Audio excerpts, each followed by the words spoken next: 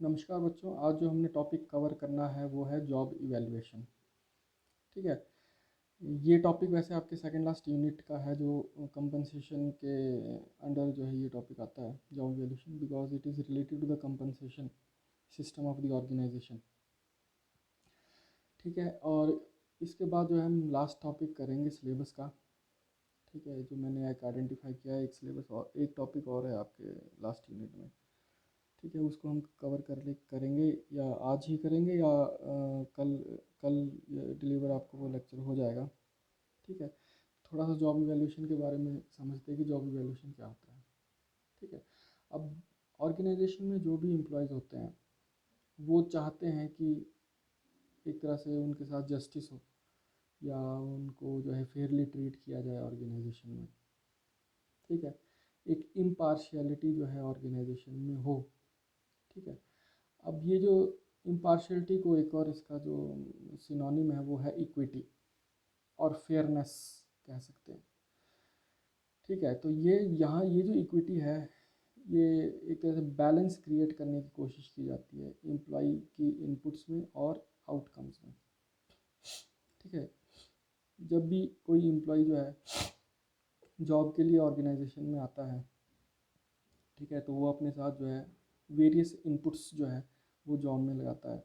जैसे कि उसकी नॉलेज है, उसकी स्किल्स है, उसका एक्सपीरियंस है, उसका एफर्ट है, अपना टाइम भी वो जो है जॉब में लगाएगा। ठीक है। और आउटकम्स जो है, जो एक एम्प्लॉय जो है जॉब से चाहता है और जो उसको मिलती है। ठीक है। जैसे कि पे है, बेनिफिट्स है, रिकॉग्निशन है और एप्रिसिएशन है। ठीक है। ये कुछ आउटकम्स मैंने आपको कुछ इनपुट्स बताई। ठीक है। अगर इन दोनों इनपुट्स और आउटकम्स में इम्बैलेंस रहेगा, ठीक है, जब कोई एम्प्लॉय जो है सेम ऑर्गेनाइजेशन में जो है कंपेयर करता है किसी और जॉब्स के साथ, ठीक है, अपने कोवर्कर के साथ, उसमें अगर उसको कुछ जो है इनइक्विटी दिखेगी या इम्बैलेंस दिखेगा, तब वो परेशान हो जाता है। या जब वो दूसरी ऑर्गेनाइजेशन में सेम पोजीशंस के साथ जो है कंपेयर करता है अपनी पोजीशन को, ठीक है, तो फिर तब वो जो है फ्रस्ट्रेट हो जाता है। ठीक है। तो ये अब आप यहाँ देखेंगे जो सेटिस्फैक्शन है वो एक बहुत ही, वो जो पे है, ठीक है, वो उसके साथ जुड़ी हुई है आदमी की, एक क्रूशियल इशू बन जाता है सेटिस्फैक्शन विद पे का। ठीक है, from the view point of the employee. तो इसके बीच में एक बैलेंस क्रिएट करने की ज़रूरत है, जो ऑर्गेनाइजेशन जो हैं उस बैलेंस को क्रिएट करने की कोशिश करती हैं, करनी भी चाहिए। ठीक है। जैसे कि इसमें ये जो बैलेंस जो है किस तरह से क्रिएट होगा। ठीक है। इसमें ऑर्गेनाइजेशन जो है तीन इम्पॉर्टेंट थिंग्स को जो है एक तरह से ध्यान में रखती है जब वो ऑर्गेनाइजेशन का कंपनसेशन सिस्टम को डिज़ाइन करती है। तो इसमें सबसे पहली चीज़ है इंटरनल इक्विटी, इंटरनल फेयरनेस। ठीक है। ठीक है। जो विद इन द ऑर्गेनाइजेशन, हम इसको इंटरनल इक्विटी की बात कर रहे हैं, तो विद इन द ऑर्गेनाइजेशन हम बात कर रहे हैं, मतलब कि जॉब्स के पे रेट को कंपेयर किया जाता है with other jobs within the same organisation. ठीक है। जैसे कि मान लो मैनेजेरियल पोजीशंस हैं, एक एचआर मैनेजर है, एक फाइनेंस मैनेजर है, मार्केटिंग मैनेजर है, प्रोडक्शन मैनेजर है। ठीक है। तो ये मैनेजेरियल पोजीशंस हैं। ठीक है। तो यहाँ इन पोजीशंस जो इन जॉब्स हैं, इनका पे रेट क्या है, क्या होगा। ठीक है। तो उसको इंटरनल इक्विटी कहते हैं। इसमें ऐसा मतलब कि बहुत ज़्यादा गैप ना हो, क्योंकि हर एक जॉब में जो है अलग स्किल्स रिक्वायर्ड होती है, अलग नॉलेज रिक्वायर्ड होती है, उसमें अलग एफर्ट्स लगते हैं। ठीक है। अलग वर्किंग कंडीशंस होती हैं, तो हो सकता है कि सैलरी वेरी भी करे थोड़ी बहुत। ठीक है। लेकिन इतनी ज़्यादा वेरी ना करे कि जो मैनेजर्स हैं, जो डिफरेंट मैनेजर्स हैं ऑर्गेनाइजेशन में, वो सैलरी से रिलेटेड इशू के लिए जो है उनकी ग्रीवेंसेस को परेशान रहे। ठीक है। तो एक जो भी इवैल्यूएशन कमेटी रहेगी उसको ये चीज़ जो है ध्यान में रखना पड़ता है। ठीक है। सेकंड जो है एक्सटर्नल इक्विटी की हम बात करते हैं। एक्सटर्नल इक्विटी क्या है? जब जॉब्स की पे रेट को जो है एक ऑर्गेनाइजेशन में जो जॉब्स हैं उनके जो पे रेट को जो है दूसरी ऑर्गेनाइजेशन में जो जॉब्स हैं, ठीक है, उनके साथ कंपेयर किया जाता है। ठीक है। जैसे कि एक मार्केटिंग मैनेजर जो एक ऑर्गेनाइजेशन का है, की जो पोजीशन है वो दूसरी ऑर्गेनाइजेशन जो मार्केटिंग मैनेजर की जो पोजीशन होगी कि तो उसमें कंपेयर किया जाएगा कि अगर ये ऑर्गेनाइजेशन जो है कितनी सैलरी दे रही है और दूसरी ऑर्गेनाइजेशन जो है वो कितनी सैलरी दे रही है। ठीक है, तो यहाँ जो सैलरी सर्वेज होंगे दूसरी ऑर्गेनाइजेशन की जो डिफरेंट पोजीशन है उनकी सैलरी जो है वो इनको एनालाइज किया जाएगा। ठीक है, फिर अपनी ऑर्गेनाइजेशंस की जो है डिफरेंट पोजीशंस के लिए सैलरीज को जो है वो आइडेंटिफाई किया जाएगा। ठीक है, तो नेक्स्ट इसमें है इंडिविजुअल इक्विटी। इंडिविजुअल इक्विटी बल्कि यहाँ पर इसमें क्या है कि को वर्कर्स के साथ जो एक एम्प्लॉई है उसके को वर्कर के साथ जो है उसके पे रेट को जो है वो कंपेयर किया जाता है। ठीक है, सिमिलर जॉब है, एक ही तरह का काम जो है दो लोग करते हैं तो उनकी जो सैलरी है वो भी सेम होनी चाहिए, इसको फेयरनेस कहा जाता है। ठीक है, अब ऐसे ना हो कि काम एक ही हो रहा है लेकिन एक की सैलरी 20,000 है, एक को आप 40,000 दे रहे हैं। ठीक है, तो ये एक तरह से हम इसको हम इक्विटी नहीं कहेंगे, इसको इनइक्विटी कहा जाता है। ठीक है, बेसिक काम जो है, बेसिक पर्पस जो है जॉब इवेल्युएशन का वो क्या होता है कि एक इक्विटी जो है डिफरेंट जॉब्स में जो है वो एस्टेब्लिश करना, चाहे वो हॉरिजॉन्टल है। ठीक है, और एक वर्टिकल भी हम देखें उसमें इक्विटी किस तरह से रहती है, जैसे कि प्रेसिडेंट ऑफ अ कंपनी उसकी सैलरी जो है सबसे ज़्यादा होगी। ठीक है, वाइस प्रेसिडेंट की उससे कम होगी। ठीक है, उसके बाद जो डिविजनल मैनेजर आएंगे उसकी जो है वाइस प्रेसिडेंट से भी उनकी जो है वाइस प्रेसिडेंट से भी कम होगी फॉर वैलिड रीजंस। ठीक है, क्योंकि पोजीशंस हाई हैं। ठीक है, और उनके लिए नॉलेज, स्किल्स, एक्सपीरियंस, एफर्ट्स, ठीक है, उस हिसाब से रिक्वायर्ड रहते हैं। मेंटल वर्क ज़्यादा है। ठीक है, तो उस हिसाब से ये सैलरी जो है और according to the difficulty level of the job, duties and responsibilities of the job जो है ये सैलरी जो है डिसाइड होती है। ठीक है तो थोड़ा सा हमने थोड़ा बैकग्राउंड इसका जॉब वैल्यूएशन का देखा। अब यहाँ से आपको थोड़ी इसकी डेफिनेशन भी क्लियर होगी। ठीक है, अगर नहीं हुई है तो एक स्लाइड हम देख लेते हैं डेफिनेशन की भी। ठीक है, इसमें वही चीज़ लिखी है, it is a systematic way of determining, एक सिस्टमेटिक वे है, एक प्रोसेस के थ्रू जो है पे रेट को जो है वो डिटरमाइन किया जाता है, सैलरी को डिटरमाइन किया जाता है। ठीक है, वैल्यू और वर्थ ऑफ अ जॉब, कि जॉब जो जॉब होल्डर है या उस जॉब के लिए कितनी सैलरी होनी चाहिए। ठीक है, in relation to other jobs in organisation. ठीक है, जो दूसरी जॉब्स हैं उसके अगर उसमें देखें कि उसके हिसाब से जो है एक जॉब में जो है कितनी सैलरी होनी चाहिए, क्योंकि प्रोडक्शन मैनेजर की सैलरी अलग होगी, असिस्टेंट प्रोडक्शन मैनेजर की अलग होगी, और सुपरवाइजर्स और फिर उसके बाद ऑपरेटर्स आएंगे, और डिफरेंट मैनेजरियल पोजीशंस हैं। ठीक है, उसमें भी थोड़ी सी एक इक्विटी जो है एस्टैब्लिश करने की ज़रूरत रहती है। ठीक है, बहुत ज़्यादा गैप्स जो है उनमें सैलरीज में ना हो। ठीक है अब हम बात करते हैं जॉब इवैल्यूएशन और परफॉर्मेंस अप्रेजल में डिफरेंस की। ठीक है, अब परफॉर्मेंस अप्रेजल हमने पहले किया सिलेबस में, परफॉर्मेंस अप्रेजल के हमने मेथड्स भी देखे हैं। ठीक है, तो थोड़ा आइडिया आपको वहाँ से भी होगा कि ये परफॉर्मेंस अप्रेजल क्या होता है। ठीक है, परफॉर्मेंस अप्रेजल क्या है कि परफॉर्मेंस को इवेलुएट किया जाता है किसी जॉब होल्डर की या एम्प्लॉय की। परफॉर्मेंस को देखा जाता है कि उसने सेट स्टैंडर्ड्स के हिसाब से काम किया कि नहीं किया। ठीक काम किया तो उसको रिवॉर्ड और बेनिफिट्स मिलेंगे, ठीक काम नहीं किया तो उसको रिवॉर्ड और बेनिफिट्स जो है उस हिसाब से जो कंपैरेटिवली कम मिलेंगे या नहीं मिलेंगे, वो according to the policy of the organisation. ठीक है, जॉब इवैल्यूएशन जैसे कि हमने डेफिनेशन देखी, वहाँ पर जो है जॉब की वर्थ को डिसाइड किया जाता है कि कितना पे करना है, क्या कितना पे करना है, कितने और दूसरे बेनिफिट्स जो है वो जो है एम्प्लॉय को देने हैं, वो जो है आपका जॉब वैल्यूएशन का पार्ट होता है। एक बार डिफरेंस देख लेते हैं इसका मीनिंग। जॉब वैल्यूएशन क्या है? Finding the relative worth of a job. Relative worth का मतलब क्या है? एज कम्पेयर टू, रिलेटिव का मतलब होता है एज कम्पेयर टू अदर्स, मतलब कि एक जॉब का दूसरी जॉब्स के साथ कंपेयर करके जो है एक तरह से रिलेटिव वर्थ को निकाला जाएगा कि कितना जो है सैलरी उसके लिए, मतलब एक तरह से सैलरी डिसाइड की जाएगी, पे रेट डिसाइड किया जाएगा। जॉब अप्रेजल क्या है? Finding the worth of a job holder, कि जॉब होल्डर की वर्थ क्या है, उसकी परफॉर्मेंस क्या है। एम क्या रहता है? Determining wage rates of a different job, जैसा कि हमने पहले पढ़ा। जॉब अप्रेजल क्या है? Determining the incentives and rewards of superior, अच्छा काम किया है, अच्छी परफॉर्मेंस है तो उसके हिसाब से इंसेंटिव्स और रिवॉर्ड्स देना। ये परफॉर्मेंस अप्रेजल के बाद के आउटकम है। नेक्स्ट है शोज़, क्या जॉब इवैल्यूएशन क्या शो करती है, how much a job is worth, ठीक है। और जॉब अप्रेजल क्या शो करता है, how well an individual is doing an assigned work, कितना बढ़िया वो जो है उस काम को कर रहा है, ठीक है। तो ये आपका है difference between job evaluation and performance appraisal. अब हम नेक्स्ट स्लाइड की तरफ बढ़ते हैं, वो है जॉब इवैल्यूएशन प्रोसेस की, ठीक है। ये जो जॉब को इवैल्यूएट किया जाता है, डिफरेंट जॉब्स को जब इवैल्यूएट किया जाएगा तो उसकी एक प्रोसेस है, उसको हमने डिस्कस करना है अब, ठीक है। तो सबसे पहला जो पॉइंट है इसमें गेनिंग एक्सेप्टेंस, ठीक है।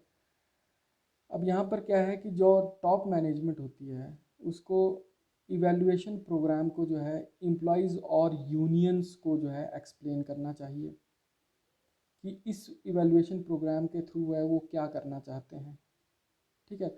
ओरल प्रेजेंटेशंस जो है वो यूनियंस और एम्प्लॉयज़ को दी जा सकती हैं, ठीक है। लेटर्स और बुकलेट्स भी जो हैं वो, जिसमें सारे रेलेवेंट एस्पेक्ट्स जो है जॉब के इवैल्यूएशन प्रोग्राम के वो क्लासीफाई किए हों, उसके बारे में बताया गया हो, वो भी जो है एम्प्लॉयज़ को दिए जा सकते हैं, मतलब लेटर्स और बुकलेट्स को, ठीक है। ये गेनिंग एक्सेप्टेंस है, मतलब कि एक आप एक्सेप्टेंस जो है उनकी ले रहे हैं कि हम जो है एक डिफरेंट जॉब्स को इवेलुएट करना चाहते हैं, उनके लिए पे रेट्स को डिसाइड करना चाहते हैं, ठीक है। तो उसके बारे में इंफॉर्मेशन जो है यूनियंस और एम्प्लॉयज़ को देनी है। नेक्स्ट पॉइंट है आपका क्रिएटिंग जॉब इवैल्यूएशन कमेटी, ठीक है। अब जब वेरियस जॉब्स को इवैल्यूएट कर रहे हैं, उनकी वर्थ को निकाल रहे हैं, तो ये किसी एक आदमी का काम नहीं होगा, ठीक है। तो इसके लिए जो है एक इवैल्यूएशन कमेटी को फॉर्म करना पड़ता है, जिसमें एक्सपीरियंस्ड एम्प्लॉयज़ भी होते हैं, यूनियन के रिप्रेजेंटेटिव्स भी होते हैं और एचआर के एक्सपर्ट्स भी होते हैं, जो है पूरी इवैल्यूएशन प्रोसेस को जो है कंडक्ट करेंगे, ठीक है। नेक्स्ट हम देखते हैं finding the jobs to be evaluated. सारी जॉब्स को इवैल्यूएट नहीं करना है, ठीक है। ये बहुत ज़्यादा टास्किंग और कॉस्टली काम जो है ऑर्गेनाइजेशन के लिए हो जाता है, इसलिए हर एक डिपार्टमेंट में जो की जॉब्स होती है उनको आइडेंटिफाई करो, ठीक है। फिर इसमें ये भी ध्यान रखना है कि जो जॉब्स जो है आप आइडेंटिफाई कर रहे हैं वो उस डिपार्टमेंट में वो काम होता हो, ये ध्यान रखना पड़ेगा, ठीक है। इसमें नेक्स्ट है अब analysing and preparing job description, ठीक है। हमने पहले जो है सिलेबस में पढ़ा था कि जॉब एनालिसिस होती है, ठीक है। जो जॉब एनालिसिस के दो प्रोडक्ट्स होते हैं, दो डॉक्यूमेंट्स क्रिएट होते हैं जॉब एनालिसिस से, वो एक आपका होता है जॉब डिस्क्रिप्शन, दूसरा आपका होता है जॉब स्पेसिफिकेशन, ठीक है। तो यही चीज़ें जो है इसमें जो है आइडेंटिफाइंड करने, एनालाइज करने की ज़रूरत है, ठीक है। जॉब डिस्क्रिप्शन तैयार होगी, जॉब स्पेसिफिकेशन भी आप आइडेंटिफाई करेंगे। जो जॉब डिस्क्रिप्शन में क्या क्या आता है एक बार फिर से रिवाइज कर लेते हैं। जो जॉब डिस्क्रिप्शन में आपका टाइटल ऑफ द जॉब आएगा, लोकेशन ऑफ द जॉब है, समरी ऑफ द जॉब है, रिपोर्टिंग रिलेशनशिप किसको रिपोर्ट करना है, ठीक है, वर्किंग कंडीशंस क्या है, ड्यूटीज़ क्या रहेंगी, ये सारा जो है जॉब डिस्क्रिप्शन में आता है। जॉब स्पेसिफिकेशन में क्या आता है, qualification of the employees, experience of the qualification of the job holder and experience of the job holder, training of the job holder, ठीक है, and skills required for the job and responsibilities of the job holder, ठीक है। Job description जो है वो जो है job के बारे में बताता है, और जॉब स्पेसिफिकेशन जो है वो जॉब होल्डर के बारे में बताता है, जैसा कि हमने जो है पहले पढ़ा है, ठीक है। नेक्स्ट अब हम बात करते हैं selecting the method of evaluation, ठीक है। ये जो मेथड्स हैं इवैल्यूएशन के अभी हम आगे पढ़ेंगे, कौन कौन से मेथड्स जो है होते हैं। यहाँ पर ऑर्गेनाइजेशन जो है वो एक बेस्ट मेथड जो है वो सिलेक्ट करती है जॉब्स को इवैल्यूएट करने के लिए, ठीक है। इसको हम आगे पढ़ते हैं अभी। द नेक्स्ट है इसमें स्टेप है क्लासीफाई द जॉब्स, ठीक है।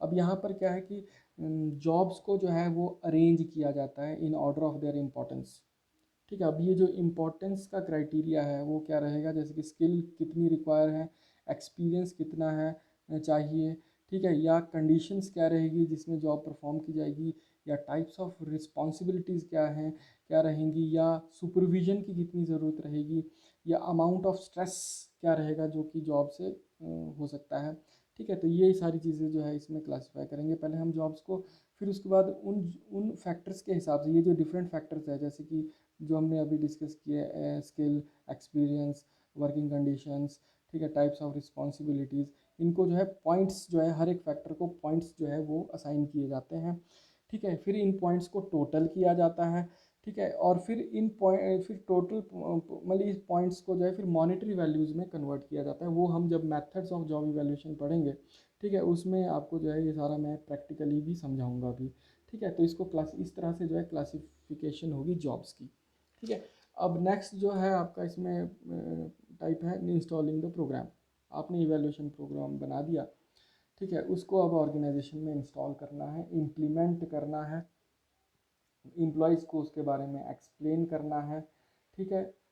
ये सारा जो काम है जो इंस्टॉलिंग द प्रोग्राम के स्टेप में आता है। नेक्स्ट है लास्ट स्टेप जो है इसमें रिव्यूइंग पीरियोडिकली, ठीक है। एक बार आपने इम्प्लीमेंट कर दिया, उसके बाद जो है इसको रिव्यू भी करना पड़ेगा। वो रिव्यू करने की ज़रूरत इसलिए है क्योंकि इन्वायरमेंटल कंडीशन जो है बदलती रहती है, टेक्नोलॉजी बदलेगी, प्रोडक्ट्स में चेंजेस आएंगे, सर्विसेज में चेंजेस आएंगे, ठीक है। और जॉब्स को ढंग से एग्जामिन करना पड़ेगा, ठीक है। अब आपको आपको पता है कि जो क्लैरिकल जो बैंक्स में जो क्लैरिकल की जॉब्स पहले होती थी, ठीक है, अब वो वैसी क्लैरिकल की जॉब नहीं रह गई है, ठीक है। बैंकिंग या इंश्योरेंस या रेलवेज़ की बात करें, क्योंकि कंप्यूटराइजेशन हो गई है, ठीक है। तो नई जॉब डिस्क्रिप्शन को फिर से एक बार डॉक्यूमेंट तैयार करने की ज़रूरत है इन ये जॉब डिस्क्रिप्शन के, या जो नई स्किल्स इस जॉब्स के लिए चाहिए इनको करने के लिए, ठीक है।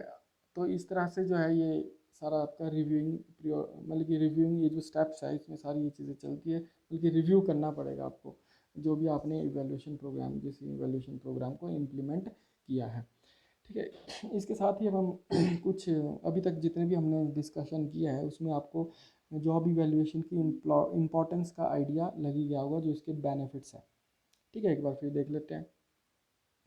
अब जो जॉब इवैल्यूएशन का एक काम क्या होता है कि ये एक तरह से लिंक एस्टेब्लिश करती है किसके बीच में, रिक्वायरमेंट्स ऑफ द जॉब और पे के बीच में, कि जॉब के लिए कितनी सैलरी जो वो होनी चाहिए, ठीक है। और एक सिस्टमेटिक एक प्रोसीजर है, एक सिस्टम के तरह जो है ये पूरा जो है एक जॉब को इवैल्यूएट किया जाता है, वो अभी हम पढ़ेंगे।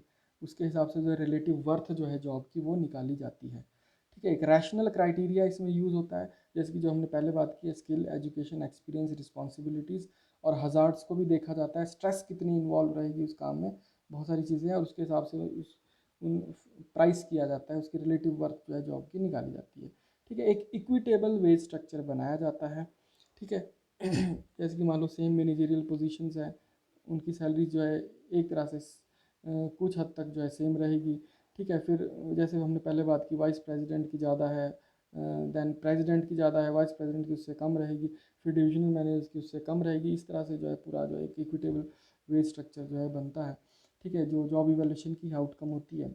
इनइक्विटीज़ को हटाया जाता है, ठीक है। जिसकी विद अगर कोई जॉब ऐसी है जिसकी सिमिलर रिक्वायरमेंट्स है, एक तरह का काम है, तो उनकी जो एक जैसी सैलरी रहेगी, ठीक है। इसको इक्विटेबल वेज स्ट्रक्चर में ही ये चीज़ आती है। नेक्स्ट आपने देखा होगा जब इवैल्यूएशन कमेटी जो है बनाई जाती है, ठीक है, तो उसमें जो है एम्प्लॉयज़ की पार्टिसिपेशन, यूनियंस की पार्टिसिपेशन भी इंश्योर की जाती है, ठीक है। तो उससे वेज रिलेटेड जो ग्रीवियंसेस रहती हैं, ठीक है, वो आप जो है सॉल्व कर सकते हैं जल्दी से जल्दी, क्योंकि उसमें एम्प्लॉयज़ भी बैठे हैं जब जो है सैलरीज जो है डिसाइड की गई थी, ठीक है। फिर भी कोई प्रॉब्लम होती है तो ईजिली जो है वो सॉल्व हो सकती है, ठीक है। अगर हम नेक्स्ट देखें तो जॉब इवैल्यूएशन जो है अगर प्रॉपरली कंडक्ट हो तो नई न्यू जॉब्स को इवैल्यूएट करना जो है वो आसान हो जाता है, ठीक है। और इससे जॉब इवैल्यूएशन से ये भी पता लगता है कि एक तरह से अप्रोप्रिएट यूज़ जो है ये प्लांट्स के जो लेबर फोर्स का जो है जॉब इवैल्यूएशन जो है इंश्योर करती है, ठीक है। अब इससे पता लगता है कि कौन सी जॉब में जो है कितनी स्किल्स रिक्वायर्ड है, और मतलब कि लेस स्किल्ड वर्कर्स रिक्वायर्ड है कि स्किल्ड वर्कर्स रिक्वायर्ड है, ये जॉब इवैल्यूएशन में पता लगता है। तो ये आपके कुछ बेनिफिट्स मैंने जो है इसमें डिस्कस किए जॉब इवैल्यूएशन प्रोसेस के साथ ही, ठीक है। अब हम नेक्स्ट जो अब बात करेंगे वो जॉब इवैल्यूएशन मेथड्स की बात करेंगे, ठीक है।